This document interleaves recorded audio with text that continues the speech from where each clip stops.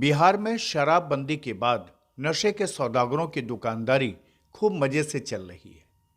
शराब के कारोबारियों ने जब शराब को 3 गुनी कीमत पर बाजार में बेचना शुरू किया तो बिहार में ड्रग्स का कारोबार भी फलने फूलने लगा।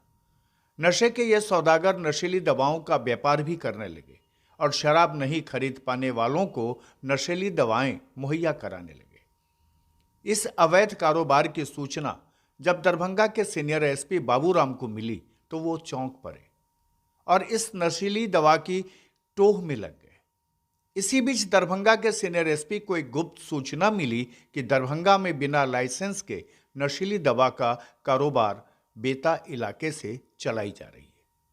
बस क्या था, सीनियर एसपी बाबूराम के नेतृत्व में इस कारोबारी के घर दबिश देने बाबूराम खुद पहुंच गए। दरअसल दरभंगा के बेता ओपी के अयाची नगर मोहल्ले से एक बड़े घर से बड़ी मात्रा में नशीली दवा के साथ साथ 8 लाख रुपए भी बरामद हुई।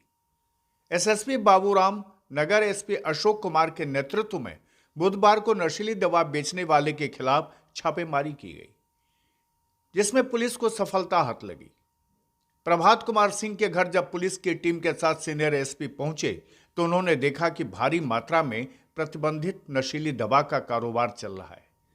पुलिस ने मौके से प्रभात कुमार सिंह के साथ उनकी पत्नी को भी हिरासत में ले लिया। इस घर से पुलिस को नशीली प्रतिबंधित दवा के साथ साथ 8 लाख रुपए भी बरामद हुआ। दरभंगा के एसएसपी बाबूराम ने बताया कि पुलिस नशेली दवा के खिलाफ कार्रवाई कर रही थी। इसी दरमियान सूचना मिली कि प्रभात कुमार सिंह अपने घर से ही दवा का अवैध कारोबार करते हैं, जिसके बाद उनके घर पर छापेमारी की गई, जिसमें भारी मात्रा में घर से प्रतिबंधित नशीली दवा बरामद किया गया। घर में जांच के दौरान 8 लाख रुपए भी बरामद किए गए। पुलिस हिरासत में ले गए आरोपी से पूछताछ कर अब छोटे कारोबारी को पकड़ने के लिए छापेमारी कर रही है कि आखिर ये व्यापारी इन नशीली दवाओं को कैसे युवाओं के हाथ तक पहुंचा रहे हैं। ये ऐसी शिकायत हम लोगों को मिल रही थी काफ़ी दिनों से कि शहर में छोटे छोटे बच्चे नवयुवक नशे की गोलियों का सेवन कर रहे हैं और नशे का शिकार होकर कई बार अपराध की घटना को अंजाम देते हैं। इसमें सिटी एसपी के नेतृत्व में एक टीम को लगाया गया था इंटेलिजेंस कलेक्शन के लिए, और फिर हम लोगों को सूचना मिली थी कि एक भारी खेप नशे की दवाइयों की आने वाली है। तो कल यहाँ पर जहाँ पर हम लोग छापामारी कर रहे हैं, अयाची नगर ये जगह है, बेता थाना अंतर्गत पड़ता है। तो यहाँ पर इस व्यक्ति ने अपने घर में कल काफ़ी भारी मात्रा में नशीली दवाइयों को मंगाया है इसने। अभी छापामारी में यहाँ तलाशी ली गई तो कई बोरा नशीली दवाइयाँ जो प्रतिबंधित हैं इसके यहाँ से बरामद हुई हैं। और इसके अलावा इसके पास ड्रग्स का कारोबार करने का कोई लाइसेंस भी नहीं है, कोई जीएसटी नंबर भी नहीं है। कच्चे में ही सारा काम कर रहे हैं, फर्जी बिलों पे माल मंगाते हैं, फिर आगे छोटे छोटे फुटकर लोगों को आगे सप्लाई करते हैं, जिससे शहर में नवयुवकों के बीच में नशे की लत को बढ़ावा दिया जा रहा है। अभी यहाँ पर ड्रग इंस्पेक्टर और दूसरे लोग भी आए हुए हैं, इन सब लोगों ने भी जांच की है। इसमें अब इनके एनडीपीएस एक्ट में कार्रवाई आगे केस दर्ज करके गिरफ्तारी की जा रही है।